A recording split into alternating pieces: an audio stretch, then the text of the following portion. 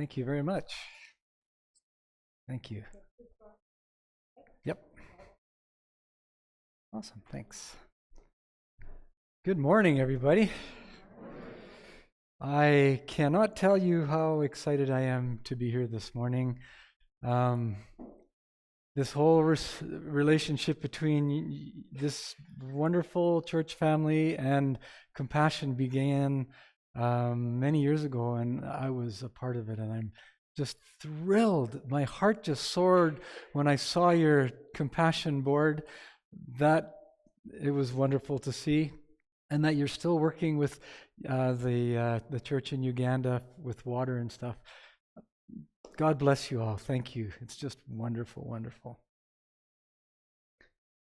In March of 2002, I left my church after attending there for a few decades.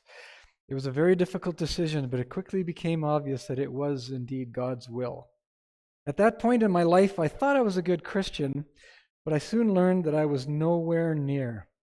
In reality, I had no relationship with God. I'm sure I knew He was up there somewhere, but I thought being a good Christian was all about doing good deeds and being a good guy. I certainly had the appearances of a model Christian on Sunday, but from Monday to Saturday was a whole different ballgame.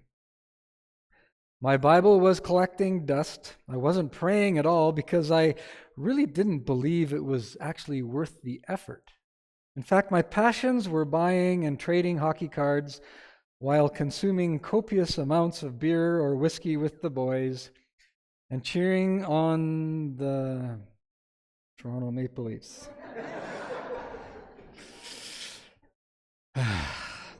How on earth did I think that going to church so I wouldn't hurt my parents made me a good Christian? Anyway, on the first Sunday of my planned church hopping, I found myself at Free Church in Lethbridge. I heard the pastor was really good, but if I'm being honest, what I really wanted to do was check out the cool contemporary music they sang to. The music was great, but I quickly became disappointed as it turned out to be a Missions Sunday. Now I have to make another difficult confession. Back then, there were two things in my life that I couldn't have cared less about: missions and children. Are you starting to get a good idea as to where I was in my life journey? I had no intentions of returning to E-Free again. I figured there must be other churches in Lethbridge with great music and ones not quite so focused on missions. But thank God a few friends persuaded me to try E-Free one more time. My second Sunday there, and guess what? Another missionary. Who knew March was Mission Month? However, this time was a guy named Fraser from an organization I had never heard of before, Compassion Canada. I did the polite thing and listened to him, but with little interest. He was talking about children, after all. But when he finished, he invited us to go to Kenya and Uganda with him to see what true, desperate poverty really looks like and what Compassion is doing about it. To this day, folks, I cannot explain it, but I immediately knew God wanted me to go. It was so strange because what I just shared, I had no personal relationship with him, but no matter, I went to see Fraser immediately after the service. So fast forward to October, as we were flying into Nairobi, my main thoughts were about how I couldn't wait for the 2-day safari at the end of the trip. So typical. But first I had to get down to the business of missions. Our first full day was a Sunday, and we went to an Anglican and then a non-denominational church service, and I thought, wow, this mission stuff is great. I can so do this. But the next day, everything would change. Everything. On Monday, October 26th, our first visit to a Compassion project was in a slum called Mathare Valley. Fraser admitted that he was throwing us into the fire because this was easily one of the worst places that Compassion serves in the 29 countries we work in. The community is approximately 400 meters wide by 2 kilometers long, and if you can believe this, with a population of somewhere around 1 million. As we were descending into the valley, I was beginning to get a good look as to what I was going into. But then I saw a woman washing her clothes in the filthiest, disgusting river I have ever seen. I looked at Fraser and I said, "Man, that is just wrong that she has to do that." He certainly agreed, but then he said, "If you think that's wrong, though, what would you say if I told you that's also their drinking water?" I immediately told him I would go back to the bus and wait for everyone. I knew I was way too emotional for this kind of stuff, and I would embarrass myself, our team, and Compassion. He said that I had come too far to back out now, and would I let him pray for me? I very reluctantly agreed, and amazingly, God gave me the courage to continue into the nightmare I saw spread out in front of me. Believe me, a miracle. On the way down, he said he couldn't tell us what was in the children's hair, on their hands, or in their clothes, but many will come up to us and want to shake our hands, look for a hug, and hopefully even a bit of love. If we could find it in our hearts to give them that love, he said, please do. And you know what? It's exactly what I did. Another miracle. As we made our way to the Compassion Center, I saw things I never could have imagined. I was overwhelmed as I found myself in one of the worst conditions in the world, in which people have no option but to live in. As we continued to walk towards the Compassion Center, I saw toddlers sitting or playing by thin streams of open sewage. They would be gumming unknown objects and exploring their world of rusty bottle caps, garbage, and excrement-saturated mud. And I am so ashamed to say that my first thoughts were, what kind of a mother would allow her baby to play here? Very regrettable first reactions, because I soon discovered that the answer to my question is very often a dead mother. Then my question turned to God and asking him, why does he allow this to happen? Why is it so unbelievably harsh for so many when so many have it so good? I wasn't going to get my answer at that moment, however. Boy, I couldn't wait to get to the Compassion Center, hoping that things would look a lot better. Well, the building certainly didn't. The school was a mud hut with holes in the walls. It had dirt floors, no desks, no books, and virtually no papers or pencils. The children had to remember what they learned the moment they heard it, but they all knew this was an opportunity to get an education and escape Mathari Valley, and they were not about to squander that opportunity. However, one thing that was very obvious from the moment I arrived at the Compassion Center was that the kids were the happiest I have ever seen. After observing them for a while, I just had to ask the pastor and the director, how is it even possible that they could be so happy when they clearly have nothing? They both looked at me, I don't know, kind of like a pitying look, like, what do you, don't you get it, man? And the director said, I beg to differ, but they do have something most important. They have Jesus, and he makes all the difference. I was so clearly out of my element because it was obvious I didn't understand poverty one iota. And it was obvious also that I didn't understand my own faith either. So in understanding poverty, we need to understand clearly that the greatest tool of the enemy and the least understood tactic of hell is indeed poverty. Let's go way back to the beginning of the Bible, Genesis 1 to be precise. First, God created the world and saw that it was good. Then he created human beings, and that was very good. Interestingly enough, though, God never intended anyone to be poor. Poverty was not in their vocabulary back then. God intended everything to be provided for, and it was perfect. Then came the fall, and sin entered the picture. Satan whispered into Adam and Eve's ears that they could be equal to God. All you have to do is eat an apple from the forbidden tree, and the only reason it's forbidden is because God doesn't want you to be as smart as he is. If you eat it, you will become his equal, and all of the commandments will not apply to you anymore. We know this sin destroyed their relationship with God and each other. Both Adam and Eve and all that came after suffered in relationships, in childbirth, in economics, and the sweat of their brow. All of this we know. But here's what we don't often understand. I said earlier that poverty was unheard of and even unthinkable, but after the fall, poverty became the default setting of the entire world. And our fundamental need now has become and remains reconciliation and to right our relationship with our Creator. Christ then comes to earth, and he now becomes friends with the poor because by the time he comes to earth, there is a lot of poverty. Jesus was not born into a life of opulence. On the contrary, he was not well off. But more than just being friends with the poor, he becomes an advocate for the poor. And he said in Matthew's gospel that when you serve the poor, you are actually serving me. So let's go into the strategic nature of poverty, and to do that, let's go back to Genesis 1 again and look at it just a little bit differently. As God was creating earth, he had an audience. It was clear that there were spirits watching the creation process. When he made his ultimate creation, Adam and Eve, he did something different than for all the rest. He made them in his image, and he was so very pleased. One of those witnesses to all of this was Satan, and he eventually noticed something. Ever since he was cast out of heaven, he was at war with God and looking for ways to get even, but he couldn't find any weakness. Eventually, he figured something out.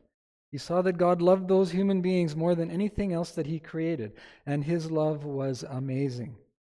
Satan's pretty smart, and he quickly figured a way to hurt God, to get even, and that was to hurt his human beings. And he also figured out that the earlier he could do that, the more effective he would be. And so as a result, we have by no accident an entire industry devoted to ending children's lives in the sanctuary of their mother's womb. Did you know that almost half of all babies that are conceived now are aborted?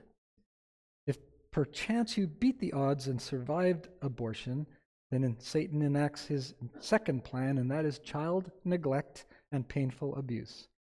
We work in places where we've had to go in and rescue children as young as 6, 7, 8 years old from brothels, from slavery, from dangerous gangs. The list goes on and on. We fight against that sort of thing every single day. This tool of neglect and abuse is a very well-oiled machine, and it is very effective for Satan. But he has one more tool if those two don't work, and it is the most effective one of all. That tool is poverty. The World Bank tells us there are 2 levels of poverty. The basic level are those who live on $2.75 per day. This is a large part of the world's population, but there's one more level down the World Bank calls extreme or absolute poverty. And these folks earn less than $1.90 per day. In the last 20 years before COVID, all forms of poverty had been cut in half. Man, we were actually winning. But since then, poverty has increased massively, essentially wiping out more than those 20 years of progress, in fact, closer to 30. Sadly, for the hundreds of millions still in this lower category, the worst aspect of their poverty remains. It brings a cruel message, a damaging message. Poverty tells children, you don't matter. You're going to fail just like your father and your father's father. Nobody cares or even loves you. Not even God cares. You are useless. All of these messages are told to a child by poverty. It doesn't speak verbally, of course, but their surroundings absolutely do. The context of their situation certainly does. It speaks, and it speaks volumes. And the children sadly believe those lies. They believe God doesn't love them. He only loves foreigners. If God loved us, we wouldn't be poor. And so these damaging messages are beat into the minds and hearts of these little children. And poverty also breeds fatalism and apathy in adults of every age. I see it so often in my travels around the world. But folks, it doesn't have to be this way. There is a solution. It isn't this way by chance or because God didn't know what he was doing. It is because he has an enemy with a brilliant plan. But thankfully, God has a better plan. And that's his plan A. We are in this spiritual war. We as Christians are fighting Satan for the hearts and souls of these children.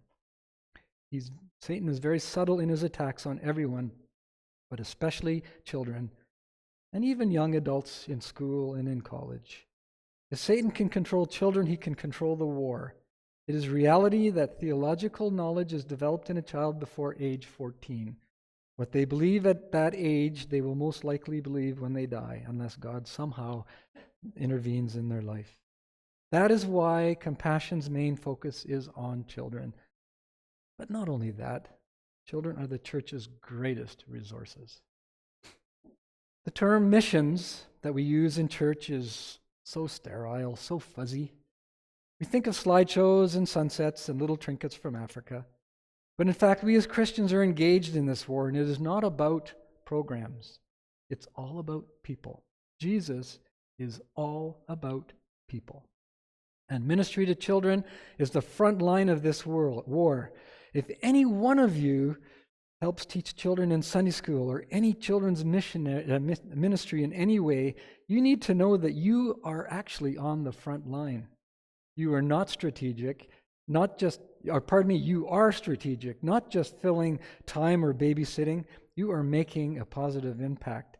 Satan's goal is to recruit and neutralize the emerging generation of spiritual warriors, and children in this war are the ultimate prize. The most loving and strategic interventions that can be done right here in this church, your home, and indeed what we were doing through Compassion's ministry around the world, is to bring them through the local church to their Heavenly Father. The moment a child comprehends that God loves them, their divine potential is unleashed. That is why Compassion chooses to work exclusively with the local church all around the world. Compassion's ministry is not about alleviating poverty or feeding, clothing, or even educating children, actually. Of course, we do all of those things, but our ministry is child evangelism and discipleship through their local church. That is key. That is what drives us. That is our agenda, bringing children and their families to Christ. They themselves will then become change agents for their community. When a child encounters Jesus Christ as their Lord and Savior, they go from being worthless to priceless in one single step. We're going to stop the strategy of Satan and of hell by being Christ-centered, church-based, and child-focused. So what is God's plan A? Of course, it's His church. It is the great hope for the entire world and God's chosen instrument to advance the kingdom. He has no plan B. Compassion's view of the church is molded by Christ's view. We do not work through the church, we work with the church. I will challenge anyone when I hear or see the church being used as a tool rather than a mission partner. I will forever challenge any organization that drifts from the church, and sadly, there are many. I love that you can go to any one of our over 8,000 partner churches and you will not see a Compassion sign or ever see a non-national working or volunteering for any jobs. Many people in the communities we serve don't even realize it's a Compassion church. The church is not part of our marketing strategy. We want to be part of their mission strategy. The church does not exist to help us achieve our mission. The church is our mission. Because of this, the local people see our church as their church as the champion. On average, we see tens of thousands of children and their family members give their lives to Christ every single year. And we see on average each child bringing 3 to 4 family members and friends to Christ as well. And our strategy works in another fantastic way. The average growth of our church partners from the day they became our partner to their 4th year is an astounding 300%. And wonderful news in the midst of everything is that we have reignited our church planting program with 29 new churches planted last year. Unfortunately, I couldn't get information on this year's plans in time to share with you, but that will bring us to a total of 303 church partners, or plants, I should say, making us one of the largest church planting organizations in the world. I heard the other day that we are not actually getting new partners right now because of COVID, we have so many children that lost their sponsors that we have too many in the pool, and when we open up a new church, we need more children, right? And we can't bring more children into the pool until we get that down. So that's really disappointing to hear, but we're going to keep working at it. I came home from Africa a very broken man. I hated everything about my life and the obscene opulence we desperately hang on to in our society. I was angry with everyone, and I had no idea how I was ever going to be able to live here with peace in my heart again. I still dislike and struggle with our society, but with the help of a couple of wonderful people, and most certainly by the grace of God, I have made it now and stand in front of you over 20 years later, and my passions now? Children and missions. And Jesus, of course, and they continue to grow. That's an amazing gift I've received from God. I needed to learn that I'm not going to change our society, though, but I can help people change their attitudes. And I learned that I can't change the world, but boy, can I change the world for one child. And I learned the answer to my question, how can God possibly allow so much suffering, pain, and heartbreak in the first place? Thanks to the Compassion staff, volunteers, and sponsor children and their families in our partner churches in the countries I've had the honor to visit, but especially thanks to 15 of our own sponsor kids that I have visited as well. What they have taught me, not only with their words, but even more clearly with their actions, is that God is so very faithful, no matter what our circumstances. The faith I have seen has humbled me beyond words. They totally understand that what matters is what we do with the span of life He gives us, whether short or long. What kind of people we become, that our real lives are still to come, an entire eternity ahead, that knowing Jesus gives them the most important thing of all. That's hope. God is clearly doing His job. So God's not the one we should be asking after all. It's us, His children, who we should be asking, why would we allow this to happen in the world God gave us to take care of? It's clear to me that we live in a world that is much more unjust than I ever could have imagined, where too many evil people hold power and too many good people are not doing enough to make the darkness turn to light. It's also very clear to me, much to my deep sadness, that I can't fix it all, but I can hold high a single candle of hope and light that my Father has given me against the darkness. I have faith that in the end, God's purpose for our world will not be thwarted. And if the darkness seems awfully big for my little candle, that's okay, because there are a lot of other candles being held high out there already, giving the light of hope to over 2.2 million compassion children all around the world. But the challenge, folks, is that 2.2 million is just a small drop in the bucket. It is a start, however, but we must all be ready to answer the question with action. Could you please turn your attention to the short video for a moment? So this morning, I invite you to become a part of this amazing strategy to work with compassion as we continue to remove children and their families from the most desperate poverty. If you don't yet sponsor Child Through Compassion, I would encourage you to come to the table in the foyer after the service to sponsor one or more children. But please don't ever sponsor a child through compassion because you feel sorry for them. That's the wrong motive. Don't sponsor because you're embarrassed that you have so much and they so little. Sponsor because you absolutely love them. Sponsor because Jesus made it so incredibly clear that children are His favorites. In Matthew 18, verse 1, the disciples asked Jesus, "Who is the greatest in the kingdom of heaven?" So Jesus called a little child to Him and sat him down right there between them. Then He said, "Unless you become as this little one, you won't even enter the kingdom of heaven. Whoever humbles themselves as a little child, they are the greatest in heaven." Then in verse 5 He says, "And whoever receives one such little child in my name receives me." That kind of reminds me about Matthew 25:40, where it says, "The king will reply, 'Truly I tell you, whatever you did for one of the least of these, you did for me.'" Then in verse 6, he comes at it another way. And he says, "But whoever offends one of these little ones which believe in me, it were better for him that a millstone were hung around his neck and that he were drowned in the depth of the sea."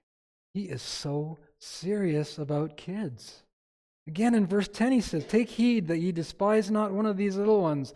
For I say unto you that in heaven their angels do always behold the face of my Father which is in heaven." I admit this one had me a little baffled, so I checked Children's Bible version, a little more my style, I guess. And it goes like this. He says, "Be careful. Don't think these little children are worth nothing. I tell you, they have angels in heaven who are always with my Father." Folks, every child has an angel. We all have angels. That is so awesome, right? Let me share one more. This one is so very well known. If a man has 100 sheep, but one of the sheep gets lost, he will leave the other 99 sheep on the hill. He will go to look for the lost sheep, and if he finds it, he is happier about that one sheep than about the 99 that were never lost. I tell you the truth. In the same way, your Father in heaven does not want any of these little children to be lost. If you are one of those who already sponsor, and I know there's a bunch of you in this room, God bless you.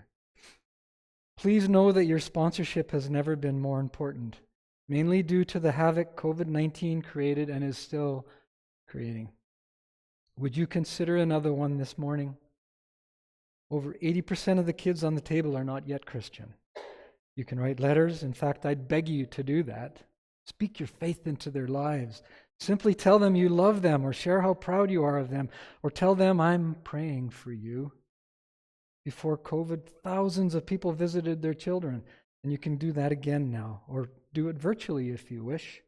What a fabulous opportunity to become a missionary and a mentor to a child who desperately needs you. Just imagine when you get to heaven and your child or children are standing around you, but not just them, but all the people they brought to Christ as well, all thanking you for loving them and changing the course of their life. I know that we are not collectively going to change the whole world today, but for each of you who responds by sponsoring this morning, you will absolutely change the world for one child and their family. I obviously don't know if sponsoring this morning would be a small sacrifice or a large one for you, but I'm fairly certain it will be a sacrifice. What I do know is that God wants us to be faithful with what He has given us, and He has given us so much. Compassion makes it very simple to sponsor. Just choose a child. That's actually the hardest part. From one of the packets on the table in the foyer, and fill it out before you leave this morning. And I didn't get a chance to speak to the rep for Alberta, the guy who took my job from the Kootenays, but they're all from the church in Uganda that you guys supported the child survival program in the water. So they're all from there. Now, I know that not everybody wants, there might be other countries you might be interested. If you are, I can certainly help you with that. Please let me know. There's two options. $49 goes directly to support the child and their family, or $59, in which the extra $10 goes to urgent funds needs. That helps us respond immediately to natural disasters, crises such as COVID, and countless other issues we encounter all the time.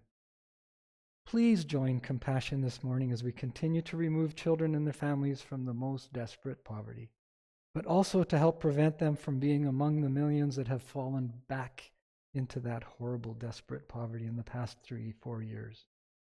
Become a partner with us to give them the true hope, the hope that only Jesus can give them. Thank you, and God bless.